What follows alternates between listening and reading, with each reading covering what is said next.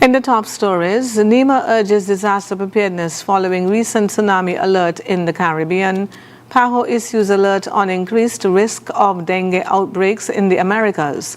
Private jets collide at Scottsdale Airport, 1 dead. Hello and welcome to the ZIZ Midday Newscast. Today is Tuesday, 11th February 2025. I am Jasmine Thomas. The National Emergency Management Agency, NEMA, is emphasizing the importance of disaster preparedness for residents and citizens of St. Christopher and Nevis, following a recent tsunami alert issued for the Caribbean region. On Saturday, February 8, 2025, a 7.6 magnitude earthquake north of Honduras triggered the alert from the Pacific Tsunami Warning Center, PTWC, with several Caribbean nations initially identified as being at risk of hazardous tsunami waves, although the alert was later downgraded and ultimately cancelled. The event served as a stark reminder that natural disasters can strike unexpectedly in the region. In light of this, NEMA is reinforcing the need for preparedness to safeguard lives and property. The agency is encouraging residents to take specific steps to enhance their disaster readiness. These include stay informed by keeping track of official updates and advisories from NEMA, develop a family emergency plan, discuss potential hazards, and create a plan that includes evacuation routes, communication strategies, and a designated meeting point. Prepare an emergency supply kit. Ensure you have essential items such as water, non-perishable food, first aid supplies, a flashlight, a battery-powered radio, medications, and important documents. Know your surroundings. Identify local hazards such as flood-prone areas or landslide-prone slopes. Practice drills regularly. Practice emergency plans, including evacuation procedures. Livingston Pemberton, National Disaster Coordinator at NEMA, stated, "While we are thankful that no tsunami impacted the shores of any territory, this recent event underscores the reality that we live in a region where natural hazards are always a possibility. We cannot afford to be complacent. I urge every resident of St. Christopher and Nevis to take disaster preparedness seriously. It's not just about preparing for hurricanes. We must be ready for any eventuality. Being prepared can make all the difference in protecting ourselves, our families, and our communities." NEMA remains committed to ensuring the safety of the people of St. Kitts and Nevis and encourages everyone to stay informed about potential hazards. For further information on disaster preparedness, residents can visit NEMA's social media pages or join NEMA's broadcast list by sending a message to 869-466-5100, which is also the WhatsApp contact number. The government of St. Kitts and Nevis is proud to announce the successful implementation of the Budget Boost Wallet BBW, an innovative initiative aimed at providing financial relief to citizens and boosting local commerce. According to a statement posted on the SKNIS website, since its launch, more than 20,000 individuals have registered for the program, reflecting widespread public support. The Budget Boost Wallet initiative also extends benefits to small businesses, ensuring that the economic advantages reach all sectors of society. Prime Minister the Honorable Dr. Terence Drew highlighted the dual purpose of the BBW during a recent roundtable discussion, emphasizing its role in providing immediate financial relief to households while stimulating economic activity in local businesses. He noted this initiative ensures that support reaches not only major supermarkets, but also small community shops, farmers, and service providers. This is about building resilience within our economy. The government is encouraging businesses to register as vendors to take advantage of the increased consumer spending generated by the initiative. The Budget Boost Wallet remains open for registration, and further further demonstrating the government's commitment to fostering economic resilience and inclusive growth across St. Kitts and Nevis. With more than 20,000 individuals already registered, their budget boost wallet is proving to be a game changer for the nation's economy, offering both immediate financial relief to families and long-term support to small businesses. Her Excellency Dr. Mutrice Williams, Permanent Representative of St. Kitts and Nevis to the United Nations, along with Mr. Eustace T. Wallace, Minister Counselor, participated in the Clinton Global Initiative CGI Winter Meeting on the 5th of January of 2025. The Clinton Foundation describes the CGI as a catalyst for change that has helped shape the international development agenda by demonstrating that global challenges can be tackled through collaboration and commitment. Dr. Williams highlighted the importance of multi-stakeholder partnerships, noting that the Clinton Global Initiative has a proven track record of benefiting vulnerable communities through philanthropy. President Clinton's work with Foreign Minister Douglas in health, particularly in addressing HIV/AIDS, serves as a model we hope to replicate as we future-proof our society and economy, including through the establishment of a climate-resilient health space in St. Kitts and Nevis, she said. The winter meeting brought together policymakers, influencers, and political leaders to address critical global issues such as sustaining climate action in 2025, navigating shifts in technology, policy, and finance, and promoting health equity for healthier communities. In 2024, during High Level Week, Prime Minister the Honorable Dr. Terence Drew led a CGI breakfast roundtable with renowned philanthropist Chef Jose Andres to focus on food and nutritional security. The permanent mission of St. Kitts and Nevis to the United Nations is leveraging its long-standing partnership with the Clinton Foundation to enhance its messaging, networks, and partnerships around sustainability, resilience, and security. This continued collaboration highlights St. Kitts and Nevis's commitment to addressing pressing global challenges through strategic partnerships and innovative solutions.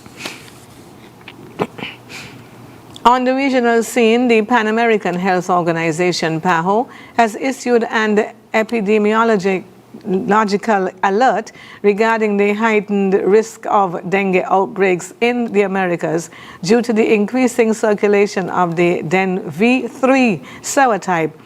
PAHO is urging countries to strengthen their surveillance, early diagnosis, and clinical management to address potential rises in dengue cases.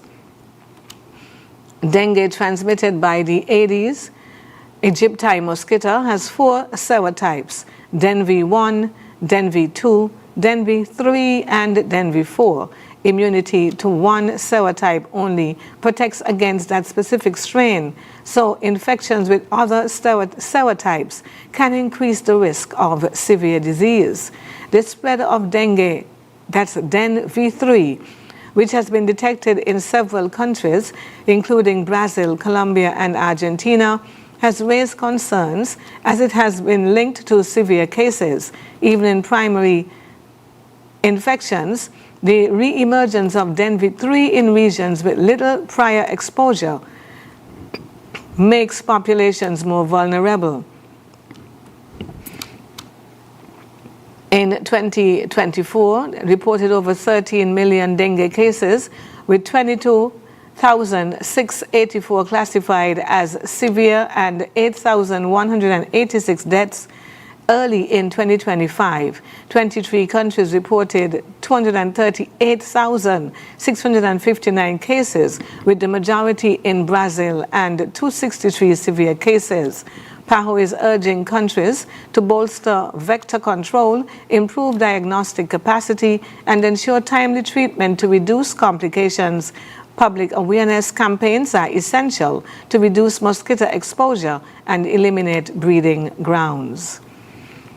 The Ministry of Home Affairs has officially launched the new Cooperative Republic of Guyana 10-year passport available to citizens starting on today. The initiative aligns with President Irfan Ali's vision to modernize public services and enhance the travel experience for Guyanese citizens. The newly designed passport includes advanced security features such as an embedded electronic chip to meet international standards for secure travel documents. These improvements are expected to facilitate smoother border crossings and enhance the authentication process, ensuring greater security for travelers. The new passport design reflects the nation's unity and the cultural diversity, incorporating the Guyana theme to symbolize national identity in addition to the enhanced security measures, and applicants can now choose between a 5-year or 10-year validity period for their passports. The 5-year passport will remain priced at $6,000, while the 10-year option will cost Guyana $12,000, offering greater flexibility to citizens. The Ministry of Home Affairs also announced plans to launch an online application system in the near future, allowing citizens to apply remotely and reducing wait times. While the online platform is being developed, manual submissions will still be accepted at passport offices across the country. As part of the enhanced security, all passport applicants will be required to undergo biometric enrollment, including fingerprinting, to safeguard the integrity of the issuance process. For those who applied before Friday, 7th February, their passports will be processed using the previous version. However, all applications submitted after February 10, 2025 will receive the new passport. The ministry has also noted that the process for replacing lost or damaged passports is under review, with potential adjustments being considered to prevent fraudulent claims, including longer waiting periods for replacements. On the international scene, a deadly collision occurred at Scottsdale Airport on the 10th of February 2025 when a private jet owned by Motley Vince Neil veered off the runway and struck a parked plane. The crash killed one person and injured several others. Neil's jet, arriving from Austin, Texas, was attempting to land when its left main landing gear reportedly failed, causing it to collide with a Gulfstream 200 jet. There were 4 people aboard Neil's jet, but he was not on board at the time. The airport confirmed 1 person in the parked plane was killed and 2 others were taken to trauma centers, with 1 in stable condition. Scottsdale Fire Department worked quickly to secure the scene, and the runway remains closed for investigation.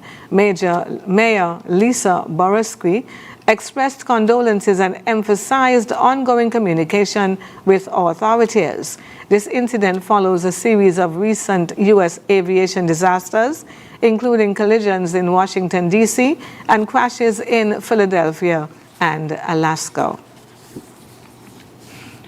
European Union Chief Ursula von der Leyen vowed a tough response to U.S. tariffs on steel and aluminum, calling them unjustified and detrimental to both business and consumers, she warned. She warned that the EU would impose firm and proportionate countermeasures targeting U.S. exports like bourbon jeans and motorcycles. The EU's Trade Committee Chair Bernard Lang warned that past countermeasures could easily be revived if tariffs are reimposed.